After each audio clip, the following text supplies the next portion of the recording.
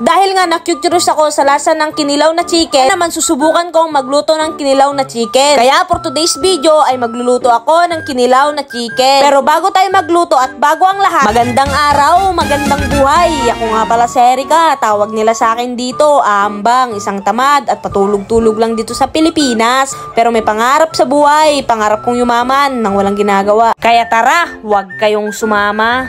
Aray ko!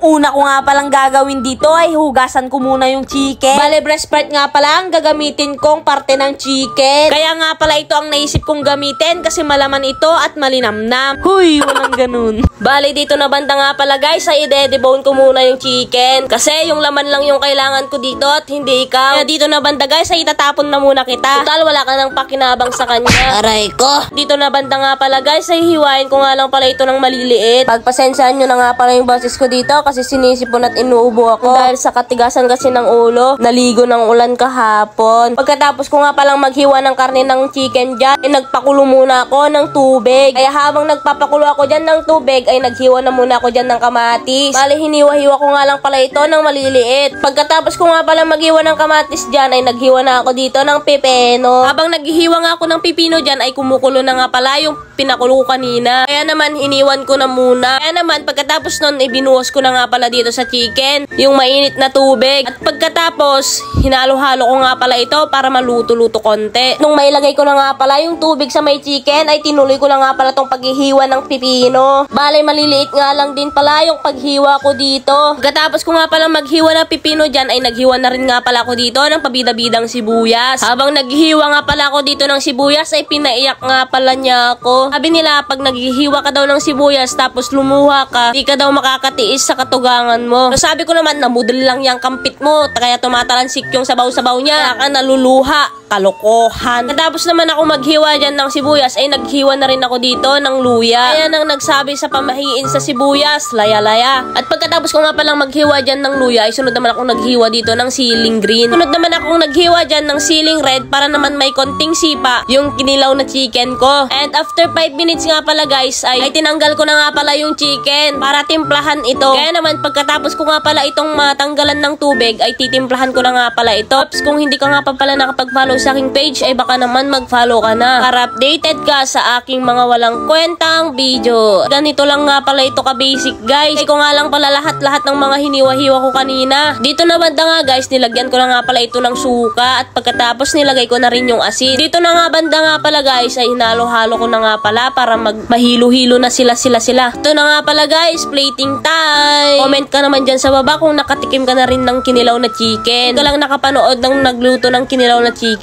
At ito na nga pala guys, ang finished product. Tara, tikman na natin.